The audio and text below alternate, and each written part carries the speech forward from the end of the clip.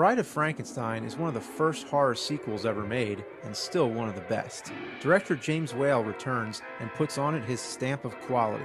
It gives the monster more personality, stays more true to the novel, and completes the story. It does have its tacky moments, like the opening prologue where Mary Shelley, played by Elsa Lanchester, is telling the story of Frankenstein as we recap the first movie leading up to the burning windmill. It's funny how they pretend that's exactly how Mary Shelley's story goes, when really it's nothing like it. But then she continues her story, and that's where Bride of Frankenstein picks up. A man accidentally falls into a water cave beneath the windmill and finds the monster is still alive. It's a creepy scene, and the monster's first appearance is a real doozy. He commits his first murder right away by strangling the man and then throwing his wife down for good measure. Oh, brutal. This makes the monster seem real threatening and actually lives up to the word monster, but later on he becomes more sympathetic. After he climbs out, he scares the crap out of some other woman. Overacting at its finest. This old squawking crow is Una O'Connor, the same annoying bitch from another James Whale film, The Invisible Man. Shut up! I have to say, the monster's makeup in this film is great. Props to Jack Pierce for his attention to detail. The monster actually looks like he's been through a fire. Some of his hair is burned away, revealing metal clamps that we never saw before. We assume Frankenstein would have used these to hold the skull together. As the movie goes on, the makeup gradually changes as if the monster's wounds are healing. I also like the fact that he never changes out of those old mangy clothes. There's no need to polish him up, just let him show all the abuse he's been through. Colin Clive is back as Dr. Frankenstein, but the wife is played by a different actress, Mae Clarke in the original, Valerie Hobson in the sequel. Frankenstein no longer wants to pursue his experiments. He's learned his lesson and now wants to enjoy his time with his wife, who he neglected so much in the first movie. I've changed my mind. I won't do it. This makes way for a new mad scientist, Dr. Pretorius, played by Ernest Thesiger, who wants to work with Frankenstein. He steals the whole show very easily. He's like the devil on Frankenstein's shoulder, pestering him to create another monster. It's no wonder why Frankenstein refuses, but he's fascinated by Dr. Pretorius' own creations. Unlike Frankenstein, who took bodies from graves, Pretorius grew them, all tiny people in jars. The special effects here are amazing for 1935. It may even be the first movie to show tiny people, even before Dr. Cyclops and the Incredible Shrinking Man. Meanwhile, the monster is running around getting bothered and shot at everywhere he goes. He gets hung up kind of like Jesus Christ and brought to prison. You start to feel sorry for him pretty quickly. The monster escapes into the woods and finds a cabin where there lives an old blind man who he makes friends with. This is a very important scene because the man teaches the monster how to talk. And this is wine. To drink. Drink. Drink. It's both funny and heartwarming. Good, good.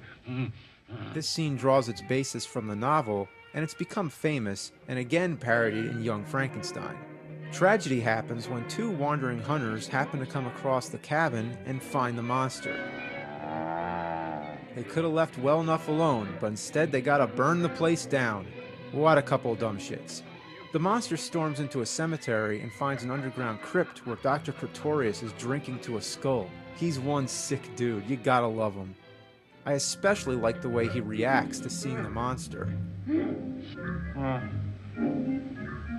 Oh. I thought I was alone. Good evening. That's what makes him so great. He's not afraid of anything. He proposes the idea to create a mate for the monster, and the monster likes it. Pretorius shows up at Frankenstein's door with the idea. When he refuses, Pretorius threatens him with the monster. Frankenstein is horrified seeing his own creation and is surprised to hear it talk. Frankenstein. Yes, there have been developments since he came to me. Pretorius implies here that he's the one who taught the monster how to speak.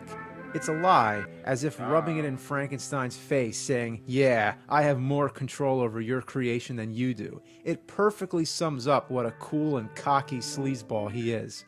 When Frankenstein refuses again, they kidnap his wife and blackmail him until he has no choice. This is another big part of the novel, where the monster asks Frankenstein to make him a wife. In the novel, Frankenstein goes through with it until the last minute and destroys the creation. Then the monster gets pissed off and kills Frankenstein's own wife. But the movie's take on it is way different. The laboratory spectacle gets into high gear again, with lots of the same pieces of machinery as before, both new ones too.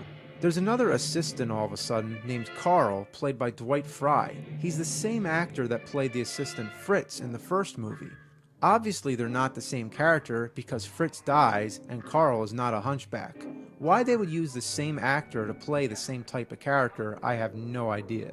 What's funny here, the monster gets really impatient and throws Carl off the top of the castle. Whoa, that's ironic. Karloff throws Carl off. Dwight Frye's been killed by Dracula as well. I guess his characters just can't survive through a movie. Poor Dwight Frye. Might as well call him Fright Die. Wow, I still have a month of Monster Madness ahead of me, and already I'm going cuckoo. The bride comes to life, looking like a mummy at first. Dr. Pretorius announces her as the Bride of Frankenstein. The Bride of Frankenstein. Of course, that's the title of the movie, but it doesn't make any sense because Frankenstein is not the monster's name. I guess he means of Frankenstein, as in the bride is created of Frankenstein? No, that doesn't make any sense either. You know, people have always been so confused since day one, thinking that Frankenstein is the monster. Universal would slap the name over the monster's face, on the trailers, and on the posters. And to top it all off, they pull off this shit saying the Bride of Frankenstein. This is the reason the confusion never went away. There's also a short clip that exists of Boris Karloff playing chess with Bela Lugosi, and Lugosi calls Karloff Frankenstein. Ready for the test, Dracula? I'm ready, Frankenstein. The monster is not Frankenstein. I don't know what the deal is. Then they unwrap the bride's bandages and do up her hair. I never understood what the deal is with that weird hairdo. Regardless, the bride has become another famous monster, with the look being imitated constantly all around in Halloween costumes and commercials everywhere. I find that surprising because the bride is only in the movie for a few minutes, and she never comes back in any of the sequels. Also, she doesn't do much other than jerk her head around like a bird, and never speaks other than some hisses and screams.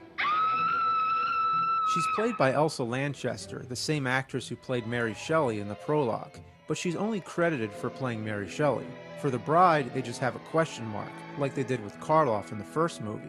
Except with Karloff, they reveal his name at the end, whereas the bride, it's always a question mark. The bride simply rejects the monster. She finds him frightening just like everyone else. The monster gently touches her arm, and for a moment you think it's gonna work out, but nope. She screams again, and the monster goes into Plan B. He allows Frankenstein to leave the castle before pulling a self-destruct lever, destroying himself, the bride, Pretorius, and all that remains of the castle. It's a good ending, but my only problem with it is they needed a way for the castle to explode, so there just conveniently happens to be a lever that destroys it all.